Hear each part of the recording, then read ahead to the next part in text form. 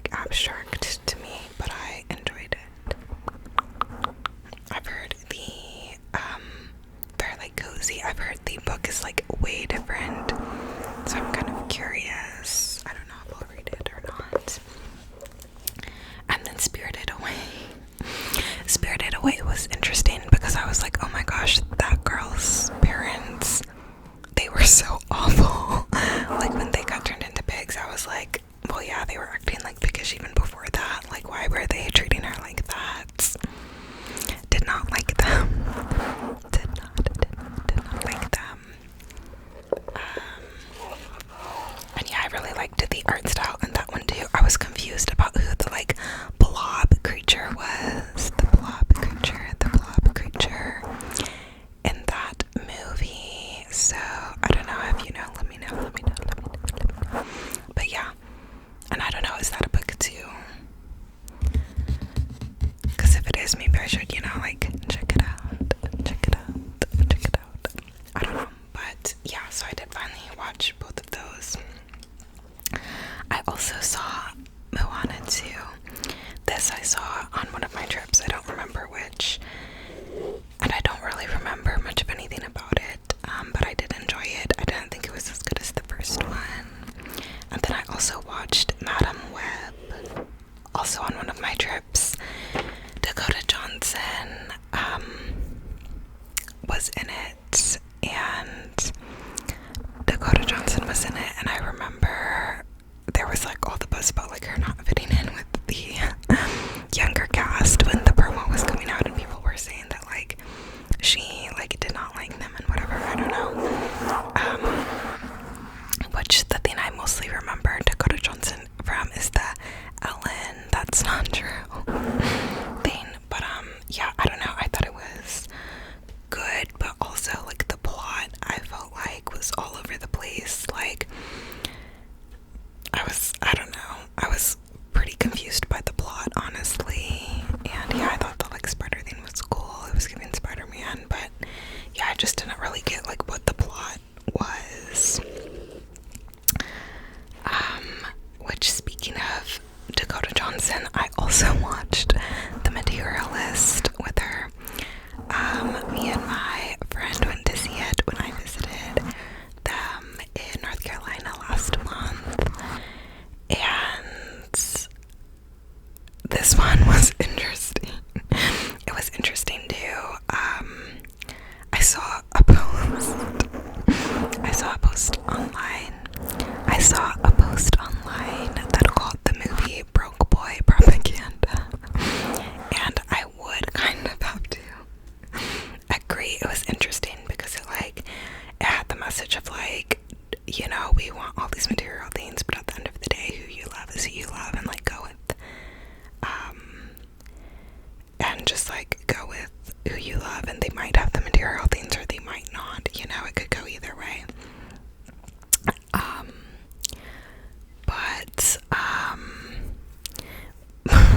But yeah, I don't know.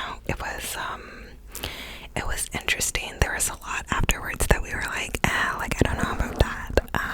It was an interesting message. But yeah, obviously I don't want to give spoilers, but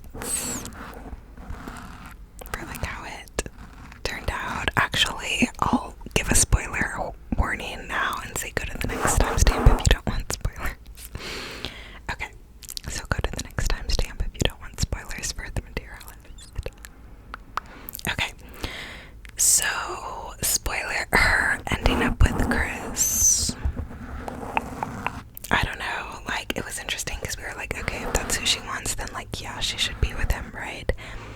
But also like the whole point was that she like wanted certain things and he didn't have those certain things. So like, I don't know, him still having 4 roommates and stuff when she sublet her apartment for the week, like where did they go? Did they get a hotel for a whole week? Like he didn't have money for that apparently. So like how were they gonna go live together for a whole week? Like I just wasn't buying that they were actually gonna stick together, because yes, go with who you love, but also you need to be able to like survive and stuff like that. So I was kind of like, okay, but like how did they live after that? I thought it was diabolical that she told Pedro that she didn't love him after pointed out his legs. Like, I know she said, like, no, it's not because of that. I really like that. It just made me realize. But I was like, oh my gosh, diabolical. But yeah, I don't know. I liked it. We liked it, but like, I don't know. Some of the messaging, I was like, I don't know how I feel about that. I finally finished The Sopranos. Finally. You know, the memes that are like, finally, I'm free. That's how I feel after finishing the last season of The Sopranos. Oh my gosh, Tony is like unredeemable. That last season, when the kid gets sent to conversion camp because he spent all his money. Oh my gosh. And spoiler alert, go to the next timestamp. If you don't want spoilers for The Sopranos, which I know has been around for so many years, but this was my first year watching it, so if you want to watch it and haven't seen it, this is your warning. Spoiler alert, when he killed Christopher. After Christopher gave him Adriana. Oh my gosh. And when he was like mad that Christopher was like putting his child in danger potentially in the future with the car seat by drinking, when he was like forcing him or coercing him to drink again by saying that like he had to like be a man and like be around alcohol while not drinking, or like drink and not have it affect him. Like, that's not the way it works. Like, Tony was such a fucking asshole. That pissed me off so bad. Like, at that point I was like, oh, he's totally irredeemable. Like, totally just terrible. I could not believe that he killed his nephew like that after everything Christopher had done for him, and after he let him kill his own girlfriend, like, or fiance. Like, that was just so sad and so depressing. I also didn't like the way the season or the series ended. Like, I like a good open-ended ending sometimes, and like my brother was saying, he loves the ending and how it's so open-ended. But like when it cut to black, I rewound my TV like 3 times, like thinking maybe my TV was glitching. Like, it low-key pissed me off. I'm like, ain't no way we saw everyone else get caught and we don't see Tony get caught. Like, I was just not here for it, you know. So yeah, I don't know. I watched Mala Influencer Bad Influence on Netflix. This is like a Wattpad adaptation, and I really enjoyed it. Again, I'm super confused about like what the plot is. Like, her dad hires this boy to be her bodyguard because she's getting bullied at school, but like, it's, I don't know, the plot is just all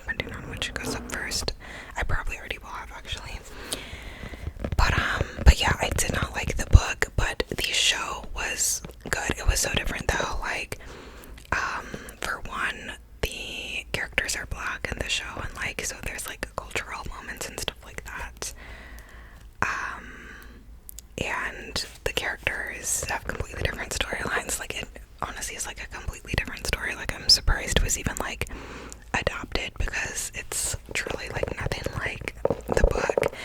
But yeah, the series I thought was pretty good. I liked the looks of like family, like the male main character's parents, like his mom being super overprotective and his dad being more relaxed, and them like trying to force him to like do all this school stuff and him really hating school. And then the female main character, like how she didn't want to let her mom down and stuff. And yeah, the female main character definitely was getting on my nerves at points. I'm not going to hate on her, like, you know, I feel like some people might online, because I feel like female main characters are judged harshly, so I'm not gonna hate on her, but she was definitely getting on my nerves. When she was going to the prom, when she was trying to go to the prom with the other guy, when she was dating our MMC, I was like, are you insane? Like, ain't no way you're dating someone and you go to the prom with another guy. Like, I don't care what excuse you gotta make up to tell your mom, and she could still wear the dress and just go with Justin. Like, I didn't get that piece of writing in the show. But besides that, yeah, I really liked the show. I also watched Girls season 1. Some influencer that I follow made a post or a story and was like, oh my gosh, like this party scene gives Girls, like da da da. So of course I had to watch, you know, the show. I was surprised that the guy who plays Kylo Ren is in it. Adam Driver or something. So that was interesting. It was interesting. It was messy. I don't know. It was giving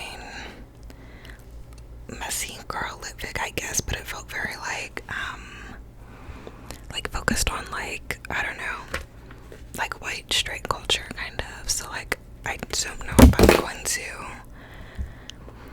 So like, I don't know if I'm going to continue the series. I feel like there's other messy girl series that I could watch instead, like Sex and the City or, you know, other ones. So I don't know. It was okay. I also watched Ginny and Georgia season 3. And this one, I have some things to say. Okay, I've talked about Ginny and Georgia before and how I hate that viewers like hate on Ginny so much and like see Georgia as perfect when Georgia has like given her children like credit card debt and like done all this stuff that has like really big effects on her children. And yes, she did other big things to protect her children, like Ginny, but at the same time she put her children in those situations in the first place, you know, by like moving in with these random men that she does not know well, and then, you know, Ginny being up for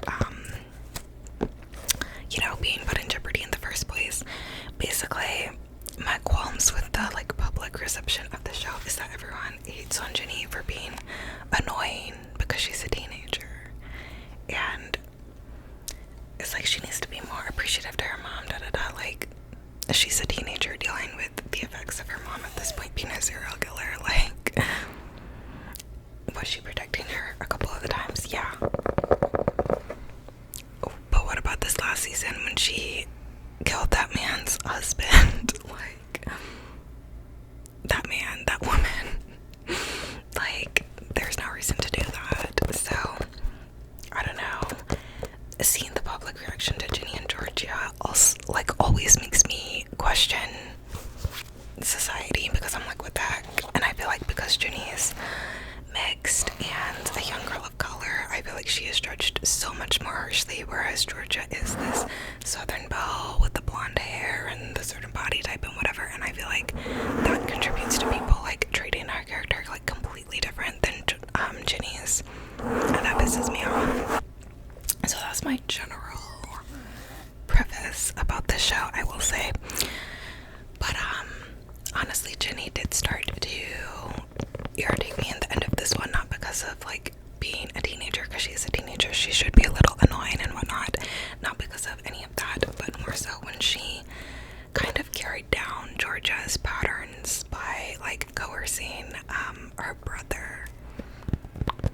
spoiler alert, if you haven't seen the latest season, I'm gonna get into what happened now. But yeah, because Ginny sort of carried down Georgia's behavior in the series once her mom was up for, repercussions, then she had to pick a side and she chose her mom. But in the process, like, she's taking Austin down with her. Now Austin has the trauma of lying for his mother as well. And now Austin's gonna deal with that and have that damage the way that Ginny has. And Austin's going to come to resent Ginny the way that Ginny resented her mother. So I think that was really sad to see, and I also didn't like how she treated Max at the end of the season, because Max was really trying to be there for her. And when Nora was like saying that she thought Ginny was like an accomplice and everything, like, who was the one who was like, no, Ginny needs us? It was Max. So yeah, how Ginny then like treated Nora was like not cute. But also I think Marcus kind of poisoned the well by telling her that like Max was like ratting on him and whatever, and obviously Ginny likes Marcus, or is like in love with Marcus. So obviously if she thinks that Max is getting in the way, she's gonna now resent her too, even though that's her friend. So she's kind of putting Marcus above Max there, and I think that's what contributed to them growing apart too. But yeah, Max grew on me so much. I really didn't like her in the last season when she was doing way too much, whichever season it was.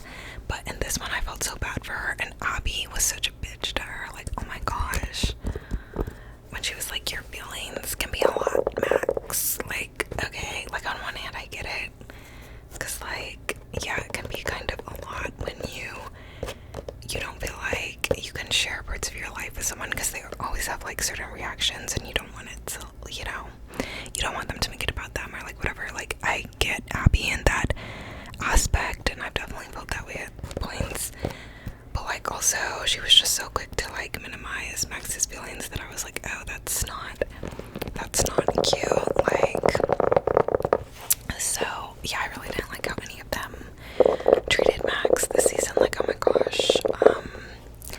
And then Abby, I felt like Abby and Marcus were having a little thing, and I don't want that. If the writers take it there, I'm gonna be pissed. No, Marcus is Ginny's, like, let's not do that. But Abby's like not a real friend, because she already turned on Max, or it's like, she didn't turn on her, but she's like ready to basically like turn on her too, it seems like. So I wouldn't be surprised if she got with Marcus, because she's probably not going to be a real friend to Ginny either. That's my take right now. I do like Abby though. I feel bad about like the eating disorder stuff she has going on, and I feel like she's a pretty badass character at points. Like when the one guy, whoever, the weird guy, came to talk to her, and he was like, do you want to hang out? And she was like, no. And he was like, why? And she was like, because God has a plan for me and you're not in it. She gagged me. I was like, okay, Abby, period. Like, I like her character, but I don't like how she was treating Max. And if she gets with Marcus, I'm gonna be pissed. So yeah, I really felt bad for Max. Marcus's storyline was really sad, as was Max's. And yeah, I'm curious who we'll get a POV for in season 4. Okay, and then Zion. Again, everyone online is like, how could Zion betray Georgia, da da da. He just saw a court case where she's being accused of being a serial killer. You would want your daughter out too, like, be so for real. Should he have stepped up sooner? Absolutely. Like, Ginny read him to both when she was like, I needed you before, like, not now, like, I needed you when I was a kid. Like, she ate with that. So yeah, he was like hella late, but also like, you can't convince me that any of you would not do the same, okay? If the person that you had a child with is on trial for being a serial killer, or being accused of being a serial killer while on trial, like, be so for real. So that was Ginny and Georgia season 3. I also rewatched The Sound of Music, which was really cool after seeing all the sights from the movie that I saw in Salzburg, Austria. Still good, still a classic. I love the music. The kind of heartbreak of, Von Trapp's homeland, like not feeling like the homeland he knew anymore, and him seeing anymore hit so much harder watching it this time. And yeah, still a great movie. And then more recently, I watched Imagine Me and You, which is a Sapphic movie. And it's about this girl who gets married to this guy. And at her wedding, this girl comes who's a caterer, and they meet, and the caterer is a lesbian, and they have chemistry, and right away, like, they feel drawn to each other in a connection, and then the story goes from there of them, like, building a friendship, and her, like, realizing that she likes this girl for the first time. And yeah, it was cute. I wanted a little more because I saw the, like, cute edits on, like, Instagram, so I was expecting to see, like, bam, like, all these moments and whatever, so I was expecting more from it. But it was cute. I did feel bad for her husband, though, because they were married, and oh my gosh, yeah, I felt bad for him. But besides that, it was cute. At moments, I watched Heartstopper episodes 1 through 4, which covers the first volume. Since, of course, I read Heartstopper Volume 1 this past month and loved it, and I'm loving the show too. Like, watching the show after reading the book, I feel like it's just so much better. Like, it just, like, all the scenes that I loved from the book, like, coming alive, and then also adding the little, like, visual effects. I'm loving it. It's so freaking cute, so I'm loving it, and I just ordered Heartstopper Volume 2 so I can, finish season 1 and then, binge the rest of them, even though I'm, like, trying to be on a book buying band, but, like, it's so cute, like, need it yesterday. And then I also finally finished Young Royals season 3. I couldn't remember why I stopped watching this show. I think it's because there was, like, a hazing scene or something, and I really do not fuck with hazing scenes in shows. Like, I don't want to see that. Like, hazing scenes are, like, very triggering to me when they're in shows, even though, like, I never was in a fraternity, sorority, like, or had, like, any, like, hazing like that. But it's just the idea of hazing, like, is very, like, triggering to me. Like, it's just, I don't know what it is, but it's just, like, so disturbing. So I think that's what it was. If I'm remembering correctly, there was, like, some scene like that made me stop watching it at one point. But I finally started watching it again because I was like, I know the last season is finished, and I did really enjoy parts of this, and I did really enjoy it. I think the chemistry between the two main characters was so good, and I think Willie's, like, crash out was so valid. Like, when he's telling his mom off and he's like, I needed you, like, da-da-da. I think it was so sad when August told him about his brother, and his brother that he always idolized. Now he's, like, questioning if his brother would have even loved him or accepted him with him being gay, and his brother participating in, like, the hazing before. I thought that was so sad. I kind of wanted, what was his name? Willie, and who was the guy Willie was with? What was his name? Oh my gosh. I cannot think of his name for some reason. Simon. Yes, Simon. Simon's sister, I kind of felt like should have got with Willie's friend, the one girl who I also can't remember her name. I can't remember either of their names. I felt like those two needed to get together. Like, when she told August, like, I do like you, but I value my friendship with so-and-so more. Did she say that to August or to the girl? I don't know. But I felt like those two had, like, a little thing, and I wanted them to get together. But yeah, I thought it was cute. Simon was kind of getting on my nerves at points because he was like when he was, like, trying to, what was he trying to do? Like, break up with Lily on his birthday or something? Like, I was with Lily at that point. I was like, seriously, right now? Like, are you for real? But I also understand, like, Simon at points because Simon's, like, working class and, like, cares about